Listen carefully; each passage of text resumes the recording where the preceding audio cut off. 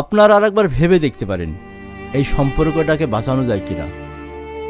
সব শেষ হয়ে গেছে স্যার, আর ভাবার কিচ্ছু নেই। ভালোবাসা যেখানে থাকে সেইখানে কোনো সন্দেহ থাকে না। এখানে দুজনে সই করে দিন।